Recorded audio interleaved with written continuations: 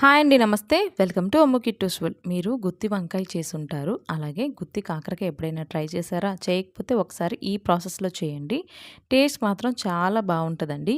అసలు కాకరకాయ ఇష్టపడని వాళ్ళు కూడా ఈ కాకరకాయని తిన్నారంటే ఒకటికి 10 తింటారు. అంత బావుంటదండి. మరి ఈ కాకరకాయని ఎలా చేయాలో చూసేద్దాం పదండి.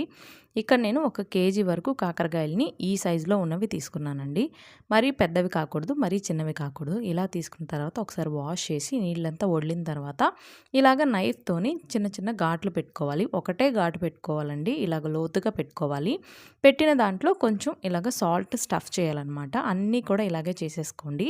చేసిన తర్వాత ఇవన్నీ కూడా ఎండలో 1 గంట పాటు పెట్టుకోవాలి. మీకు ఎండ అవైలబుల్‌గా లేకపోతే కనీసం ఒక ఫ్యాన్ గాలికైనా సరే ఇలా గంట పాటు పక్కన వదిలేసారంటే ఈ ఉప్పు అంతా చక్కగా కాకరకాయకి పట్టిద్దండి. ఇప్పుడు ఈలోపు ఈ కాకరకాయలోకి కారం రెడీ చేసుకుందాం. దీనికోసం ఒక 4, 5 స్పూన్లు కల్లుప్పు అయితే చాలా బావుంటది. లేకపోతే మీరు సాల్ట్ అయినా తీసుకోవచ్చు. అలాగే 50 గ్రాముల ఎండుమిరపకాయలండి. ఇవి వేవి కూడా వేయించలేదు. 3 వెల్లుల్లిపాయలు, 1 స్పూన్ ధనియాలు, అలాగే 1 స్పూన్ జీలకర్ర. ఇవన్నీ కూడా మిక్సీ జార్‌లో ఒకటి తర్వాత ఒకటి వేసుకోవాలి. వెల్లుల్లిపాయలు మాత్రం వేయొద్దండి.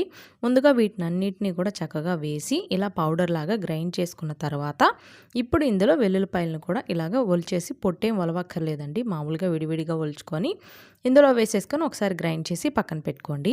ఇప్పుడు గంట తర్వాత ఈ కాకరకాయలను తీసుకొని ఒక్కొక్కటిగా కూడా మన అరిచేతిలో పెట్టుకొని ఇలాగ గట్టిగా పిండితే ఇందులోంచి వాటర్ వస్తుందండి. 2-3 డ్రాప్స్ వస్తుంది. ఇలాగ అన్నీ కూడా చేసి పక్కన పెట్టుకోవాలండి.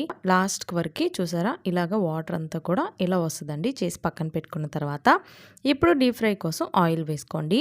ఆయిల్ హీట్ అయిన తర్వాత బాగా హీట్ అవ్వాలండి. హీట్ అయిన తర్వాత మీడియం ఫ్లేమ్లో పెట్టుకొని ఈ కాకరకాయలని వేసుకోవాలి. ముందుగా మనం పిండాం కదా ఆ కాకరకాయలను వేసుకొని చక్కగా అటు ఇటు టర్న్ చేస్తూ నిదానంగా బ్రౌన్ కలర్ వచ్చే వరకు కూడా ఫ్రై చేసుకోవాలండి. కొంచెం ఎక్కువ టైమే పడుతుంది.